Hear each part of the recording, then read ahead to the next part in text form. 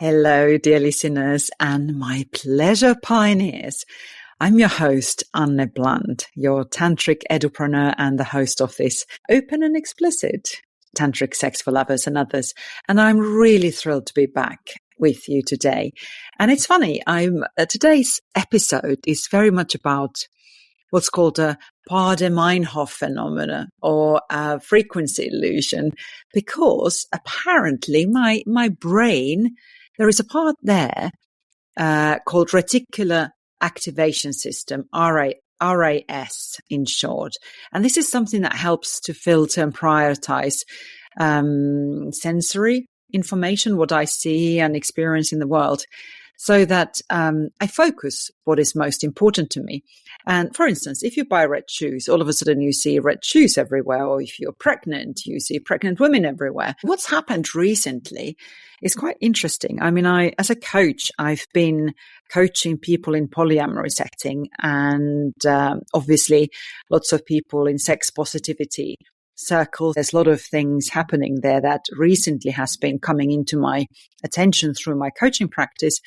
And also some of my dear listeners, some of you have also activated and sent me messages and questions about what's called a let me start again. It's called, what is it? ENM. It's ethical non-monogamy. And funnily enough, I've entered the dating scene myself. And all of a sudden, I realized when I came to my native Finland that there's a lot of abbreviations in people's dating profiles, and ENM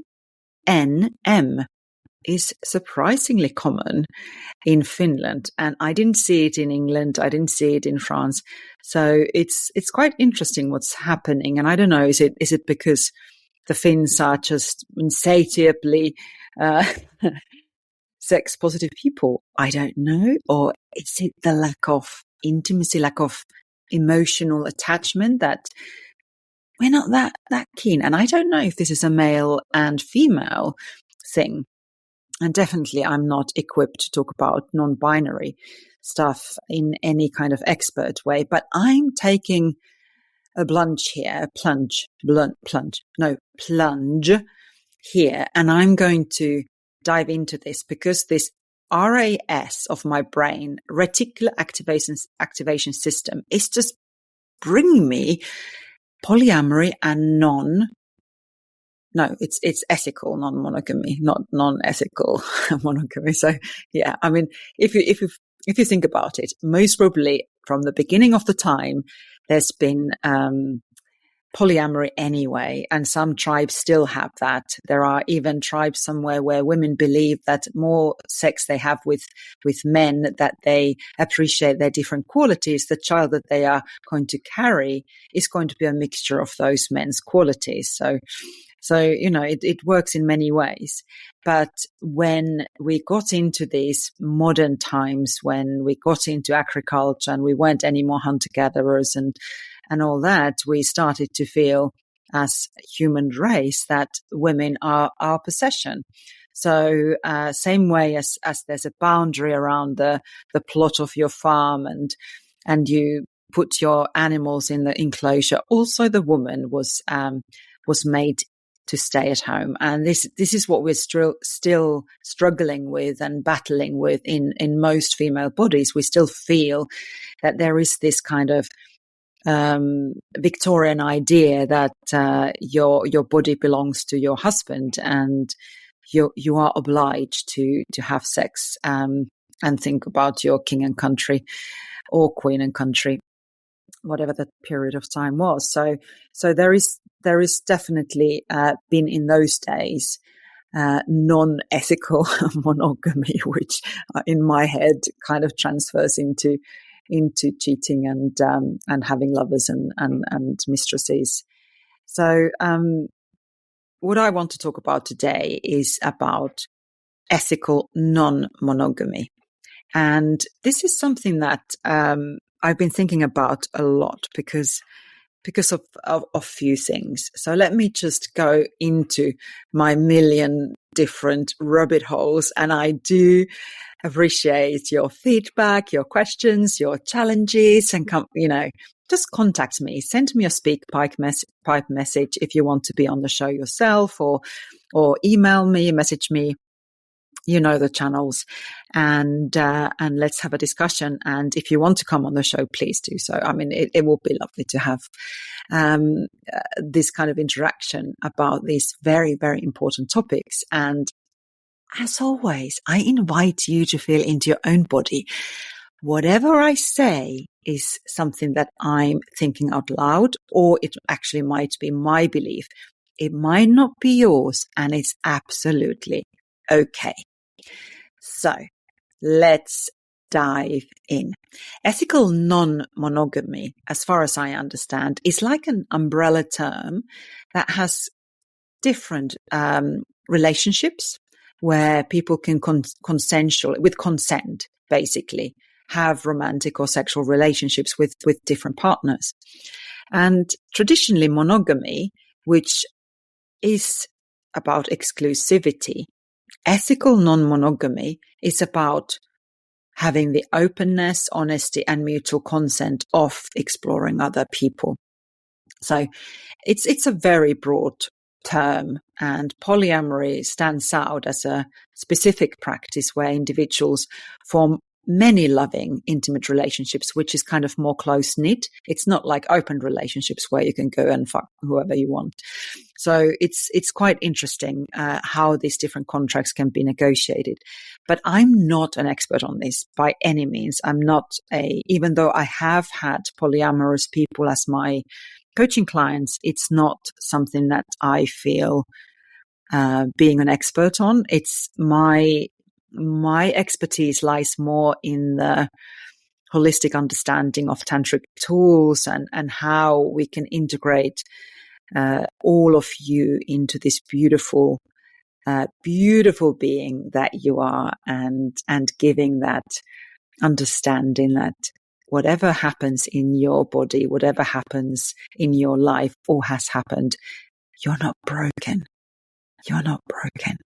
And this is something I've learned and heard repeatedly from female listeners and female clients, saying that in this kind of scene of ethical non-monogamy, or indeed tantric festivals and more kind of sex positive circles, there is this expectation of non-attachment with intimacy and erotic play and even sex that makes them feel broken.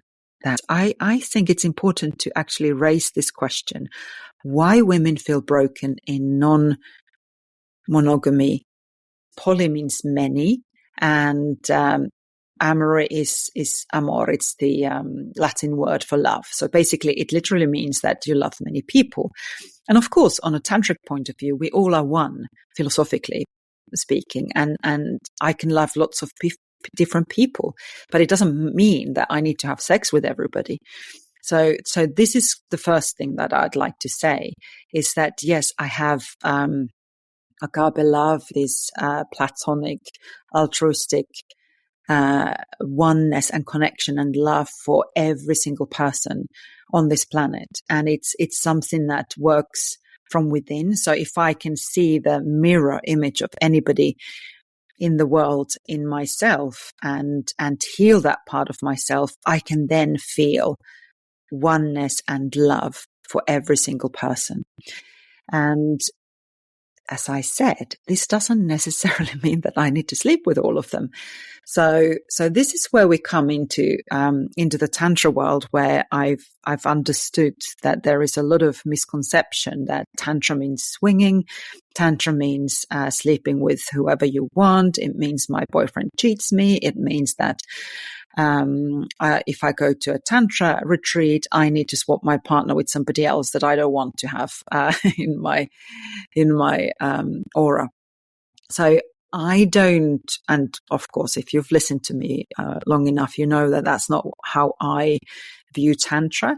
It's okay if that's what you want, and if that's something that you and your partner or partners indeed want. But for me, and when I had my tantric retreat in April in France, It was about the art of connection for couples who actually were in a monogamous situation and wanted to learn tantric sex tools, wanted to learn Tantra and understand the intimacy and the connection that comes from that commitment and consent and conscious communication and practicing holistic sex tools like breathwork, sounding, movement, energy circulation, intent, focus, and presence. All those things that I talk about in my little ebook. So I think this is very important to understand that that Tantra is not synonymous for this kind of thing where you are expected to sleep with anybody and everyone. And I really want to make this clear because I find it disturbing that something that's been created for enlightenment purposes 5,000 years ago in China and India and Nepal and Tibet and even in Japan. It's been kind of made to be a part of some kind of an agenda where, to me, it feels like it's this ancient patriarchal right to own a female body and to put the pressure on in the kind of veil of tantric spiritual spiel and spin. And there's a lot of, I mean, I'm still very glad, I've mentioned this before, that even in Tantra world, the Me Too movement has reached there, and there's several communities which are now being exposed where the so-called gurus have sexually abused young women, especially. So it's something I feel passionate about, and if you know my childhood sexual abuse case, you understand where I'm coming from. But also, it's just decency. It's about having the conscious communication and the boundaries and the consent and all that. It can't be when you have a big energy body and you've become enlightenment and unfortunately Kundalini or energy doesn't care less whether you are ethical or not. If you have that power, you have that energy and you have that charisma and you have that ability to influence other people energetically, I think it's even worse than being just a serial womanizer or sexist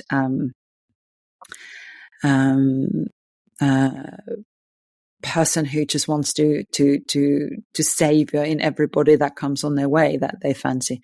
So I know I'm talking quite harshly here, but I want to evoke questioning and discussion. I want to evoke feelings in you so that you can make up your own mind and do your own research and feel into your own body. How does this feel to you? And if you are in this kind of thing, in this situation where you are feeling, am I broken? Am I being unreasonable? If I'm having fun with somebody on a festival, or I'm in a dating world and I actually fancy somebody, and then I feel, actually, no, I don't want sex. And you get this ancient excuse that, oh, my balls will hurt. Sorry, guys, but we've heard that too many times.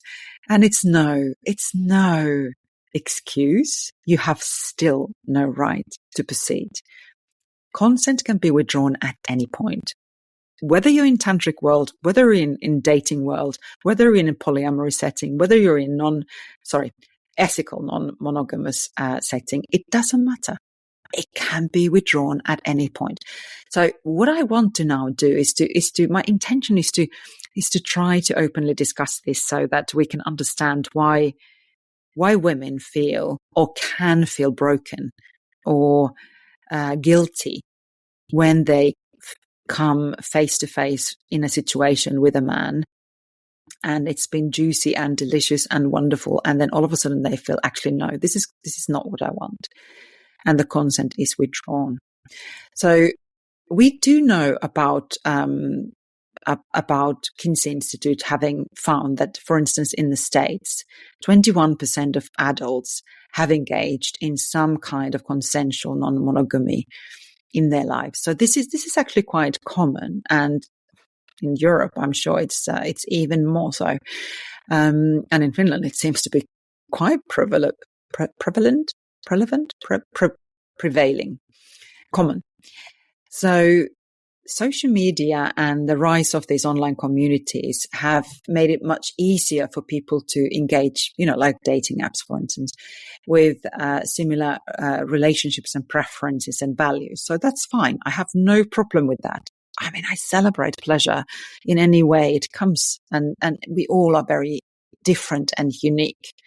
So what I really want to talk about today is that, regardless of this growing acceptance, ethical non-monogamy and polyamory can present some unique challenges on the tantric point of view. And especially when it comes to managing these expectations and also emerging emotions. And as I said, this is especially true for women, but also non-binary people. And people might be struggling with societal pressures and their own emotional responses in their bodies to intimacy of this kind. So I'd like to really focus on women's ability, or how do I say, or maybe even inability to recognize and communicate their emotional experiences in these kind of situations and relationships.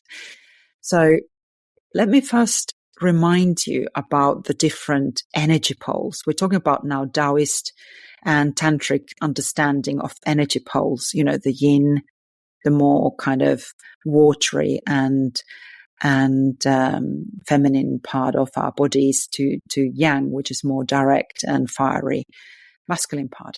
So basically, we have these differences which can actually make emotionally challenging situations because of just these energy poles.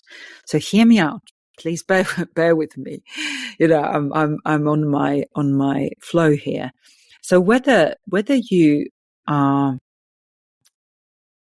new to this concept of yin and yang or have personal experiences to share, this episode aims to really bring light to the kind of this complex dance of love and intimacy and emotional connection in these types of relationships, whether it's about dating, one-night stands, ethically non-monogamous or polyamorous settings.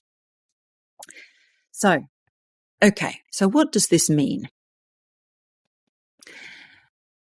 Talking about yin and yang, these ancient philosophies of Tantra and Taoist tradition really describe yin and yang as complementary forces that exist in everybody and in every person's body, regardless what your gender is. So it doesn't mean that men are more yang and women are more yin, and non-binary don't have either, or whatever. It's very simplistic. It doesn't mean that at all.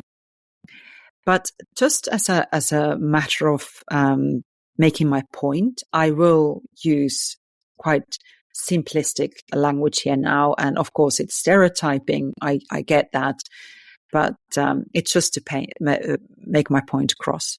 So yin and yang energies manifest differently in male and female bodies. For instance, for women, the heart space, in our breasts and our heart, where the emotional and love center is yang, embodying qualities that are very direct, very open, and very fiery. It's easy to talk about our emotions. It's easy to open our hearts, and also those hearts get broken very easily.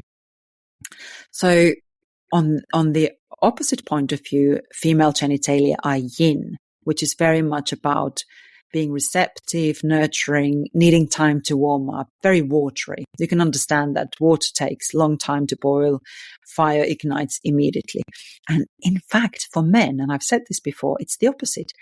Men's genitalia are yang, quick to respond, very direct, very straightforward, and understanding, woof, fire is on, this is what I need to do. So while men's heart then is in yin energy pole, they are more guarded, and needing more time and emotional safety to open up. You can see that these are completely contradictory energy poles, and that's why opposites attract. This is why we get magnetized to each other. So these different energy poles can have a lot of they can lead into misunderstanding and also emotional heartache in many ways. And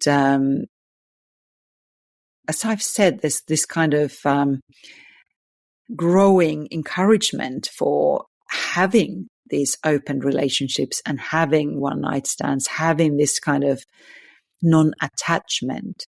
But for women, the journey can be very, very challenging because of this natural energetic and emotional connection that often are part of physical intimacy.